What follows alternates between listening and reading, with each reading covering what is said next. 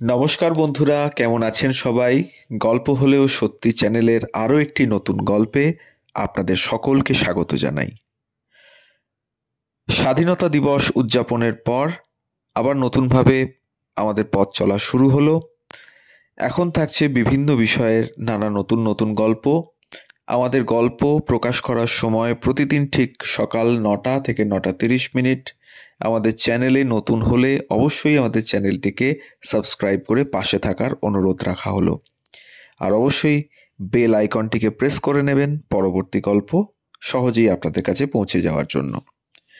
দিনটা ছিল 9ই আগস্ট।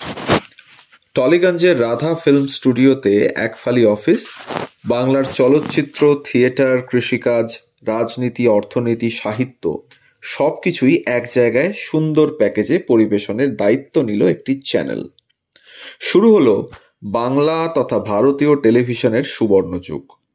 ছোট পর্দায় গড়ে উঠল ইতিহাস, কলকাতা দূরদর্শন বা ডিডি বাংলা।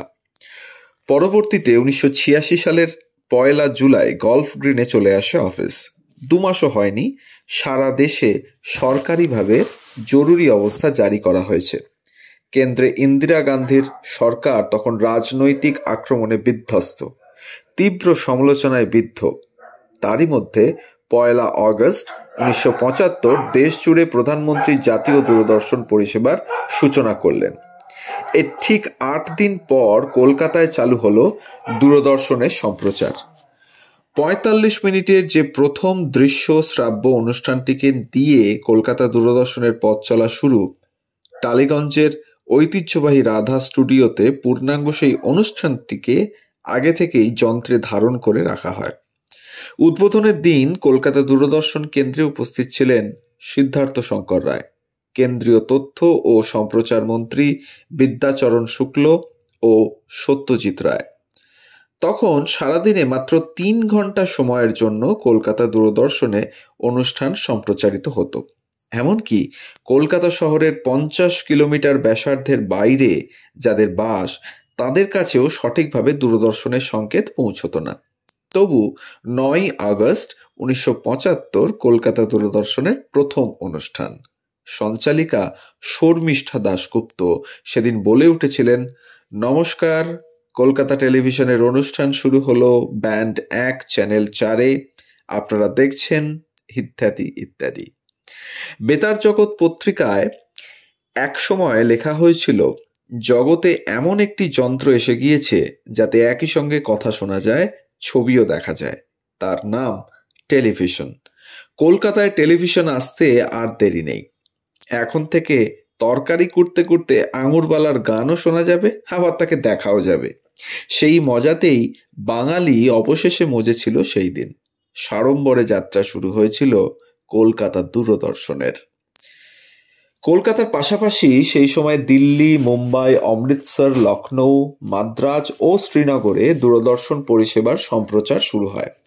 সারা পৃথিবীর ইতিহাসে কলকাতা দূরদর্শন ছিল বাংলা ভাষায় গড়ে ওঠা তৃতীয় দূরদর্শন পরিষেবা।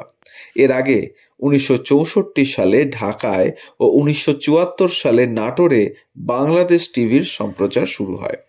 এমনকি বাংলাদেশের স্বাধীনতার পর প্রথম বিদেশ সফরে ইন্দিরা গান্ধীর আমন্ত্রণে শেখ মুজিবুর রহমান যখন ভারতে আসেন, তখন কলকাতা ময়দানে বঙ্গবন্ধুর নাগরিক সম্বর্ধনা সম্প্রচারের জন্য বাংলাদেশ টিভির একটি বিশেষ আউটডোর ব্রডকাস্টিং ভ্যান বা সংক্ষেপে ওবি ভ্যানকেও কলকাতায় নিয়ে আসা হয়। তখনও অবধি কলকাতায় দূরদর্শন পরিষেবা চালু হয়নি। কলকাতার সাংবাদিকেরা অবাক হয়ে সেদিন ওই ওবি ভ্যানের কীর্তিকলাপ প্রত্যক্ষ করেছিলেন। এর প্রায় 3.5 বছর পর কলকাতা দূরদর্শনের পথ চলা শুরু। তখন বলা হতো টেলিভিশন। আরও কিছুকাল পর দূরদর্শন শব্দের ব্যবহার শুরু হয়েছিল। তারপর কেবলই ইতিহাস করে চলা। বেছে নেওয়া সংবাদ পাঠক ও সংবাদ পাঠিকাদের প্রশিক্ষণের জন্য পুনা ফিল্ম ইনস্টিটিউট থেকে অধ্যাপক, চলচ্চিত্র কর্মীরা আসতেন। বাংলা থেকে প্রশিক্ষক হিসেবে সেই কর্মশালায় অংশ নেন মৃণাল সেন, তরুণ মজুমদারের মতো মানুষ। পরবর্তীতে পুনা ফিল্ম ইনস্টিটিউটেই দূরদর্শনের জন্য আলাদা করে একটি পাঠ্যক্রম তৈরি হয়। যে পাঠ্যক্রম চালুর প্রথম দিনে উপস্থিত ছিলেন স্বয়ং সত্যজিৎ রায়। পুনা ফিল্ম ইনস্টিটিউটের অধিকর্তার পদে তখন রয়েছেন ঋত্বিক ঘটক, যদিও অল্প সময়ে ঋত্বিক সেই প্রতিষ্ঠান ছেড়ে চলে আসেন।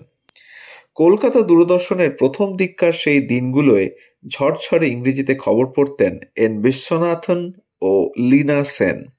বাংলা ভাষায় সংবাদ উপস্থাপক হিসেবে নজর কেড়েছেন ছন্দা সেন, তরুণ চক্রবর্তী, দেবরাজ রায় প্রমুখ। এই সময় পঙ্কজ সাহার ভাবনায় শুরু হয় সাহিত্য সংস্কৃতি অনুষ্ঠানের সম্প্রচার। সেই অনুষ্ঠানেই এক অংশে সভাপতিত্ব করেন সুনীল গঙ্গোপাধ্যায়, সাহিত্যিক শঙ্কর অথবা কথাকবিদ শ্যামল গঙ্গোপাধ্যায়। শিল্প জগৎ থেকে এই অনুষ্ঠানে অংশগ্রহণ করেন চিত্রশিল্পী মকবুল ফিদা হোসেন, বিকাশ ভট্টাচার্য, ভাস্কর রামকিঙ্কর বেইজ ইত্যাদি। রবীন্দ্রনাথকে নিয়ে প্রযোজিত হয় একের পর এক কালজয়ী অনুষ্ঠান, যেগুলির অধিকাংশেরই চিত্রনাট্য অথবা ভাষ্য রচনা করেন কবি ও অধ্যাপক শঙ্খ ঘোষের মতো মানুষ।